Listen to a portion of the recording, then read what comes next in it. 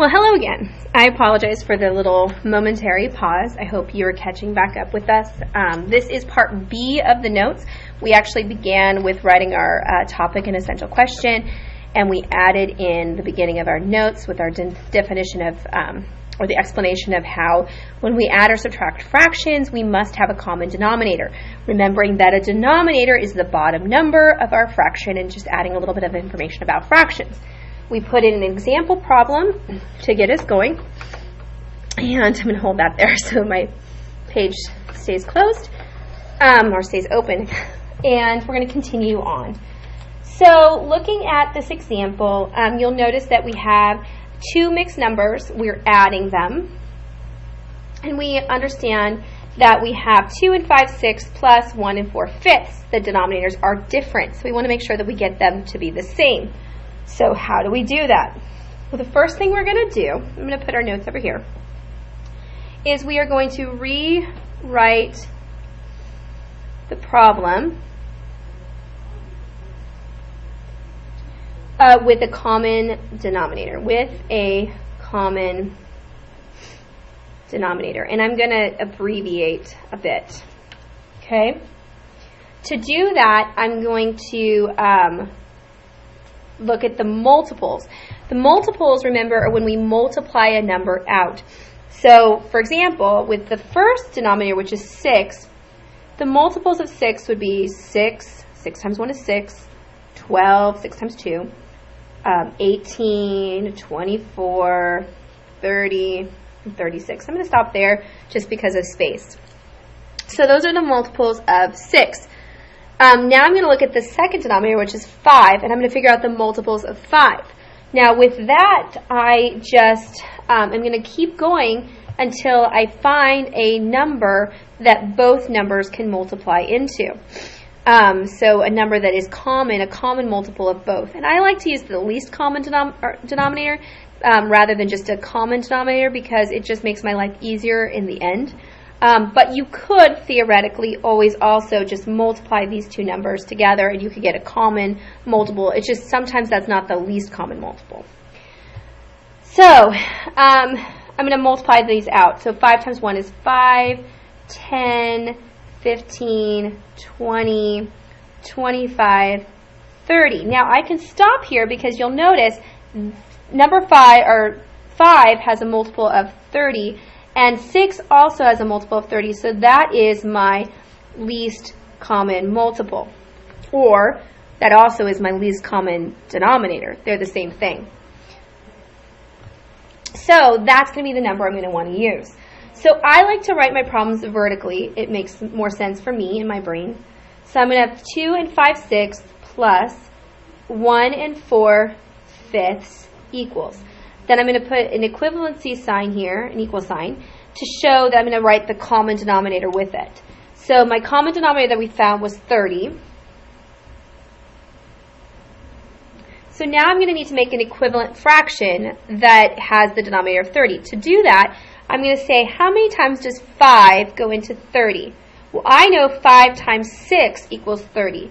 So 5 times 6 is 30. Well, whatever you do to the bottom part of the fraction, you need to do to the top. So 4 times 6 is 24. Once again, let's do that with the top number. 6 goes into 30 5 times, so 6 times 5 is 30. That means that the top needs to be 5 times 5, because you do the same to the top and the bottom, which is 25. So now I have my equivalent fractions, 25 over 30 and 24 over 30. So that is my first step. My second step, move this down a little bit.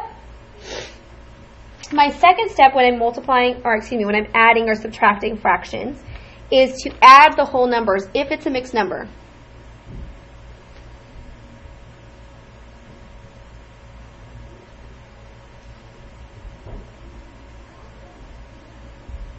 Or subtract them.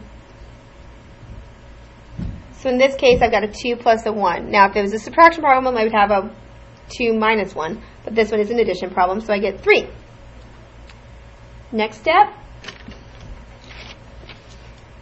add or subtract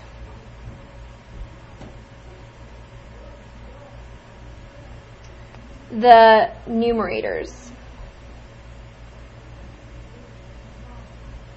So in this case, 25 plus 24 is going to be 49, fraction bar. Then I want to keep the denominator the same. I'm going to abbreviate denominator the same. So that's my 30. And then the final step is, in any fraction problem that we have, simplify if possible.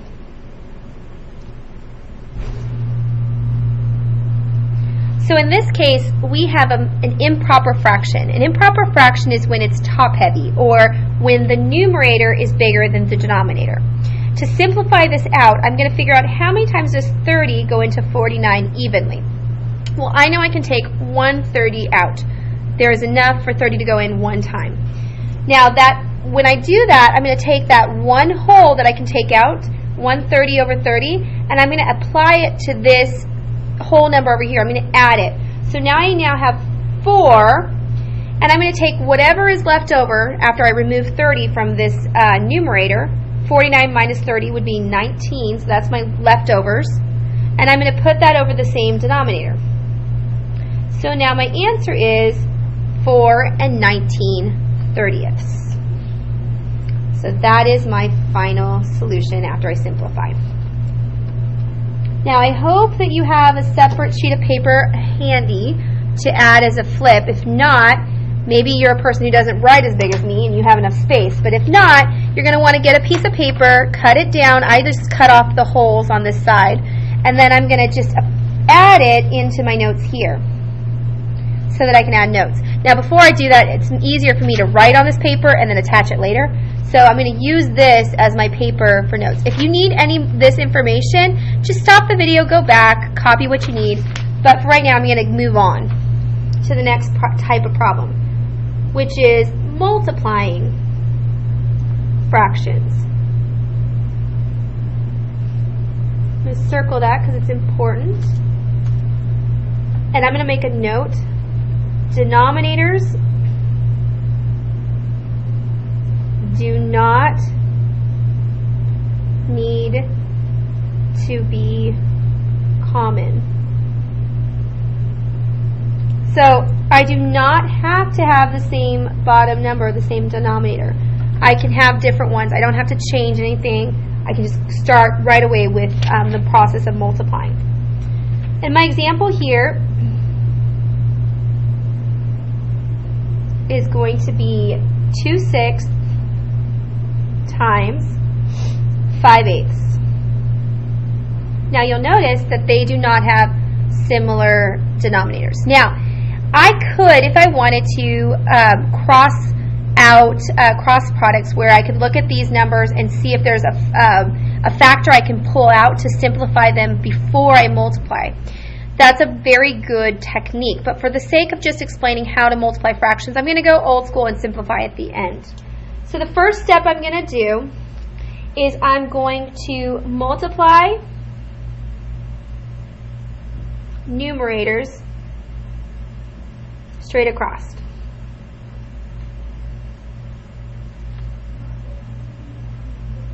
So I'm going to say 2 times 5 is 10. Okay? Next step is the same thing at the bottom. Multiply denominators straight across.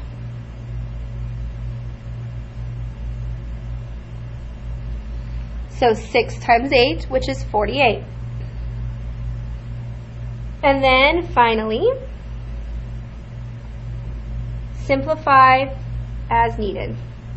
Which, whenever you can simplify, you need to make sure you simplify. So in this case, I've got 10 and 48. What I need to do is figure out a factor that can go into both. Remember, factors are the numbers that we multiply together to get to our number. So what numbers can I multiply together to get to 10? Well, the factors of 10 are 1 and 10, 2 and 5. Those are all the factors of 10, right? 48 has a lot of factors. We have 1 and 48, 2 and 24, 3 and 12 and 4, 6 and 8. There's quite a few different factors that we have in there, so we're just going to stop. But what I do notice here is out of these factors that we have for 10, I know that 2 will also go into 48. So that is an easy one, that would be the common factor that I could pull out. So to do that, I would say, okay, well, 10 divided by 2 is 5. So I just pulled that 2 out. And 48 divided by 2 is 24. At this point, 5 is a prime number. It's the lowest that we can go. We can't pull anything else out. And they don't go into each other. So we're kind of stuck. So that would be your simplifying. Now, another little note here. You can simplify prior to multiplying, meaning that you can pull the factors out prior to actually doing the problem. So if I had, for example, 2 6 times 5 eighths, I'm going to take a different colored pen. What I can do is look at the cross product or the relationship between this number and this number. I have a 2 and an 8. Well, what number can be pulled out of both of those? What common factor do they both have? Well, they have 2. So I would take 2 out of here, and I would say 2 divided by 2 is 1. 8 divided by 2 is 4.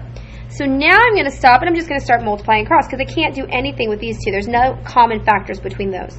So 1 times 5, doing numerator times numerator, is going to be 5. 6 times 4 is 24. I have now gotten to my answer, and I didn't have to go back and try to simplify after the fact. I simplified prior. So that's an option that you can have. It's kind of like the next step to make your job a little bit easier. So now what I'm going to do is I finished my notes. I'm going to come back down here, and I'm going to add them in by taking my little strip that I cut out earlier and taping it in.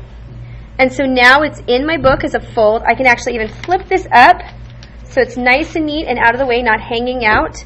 And there you go. I could even, if I really want to, write my summary here. So I could have my Cornell Notes summary. I have my questions here. Everything's nice and organized. And that is my notes. So make sure that you go back and get the first and second parts all completed. If you have any questions, make sure you come in and ask me. Otherwise, you can go back and watch the video again. There's also some additional help videos that are located on the YouTube channel or on PowerSchool Learning.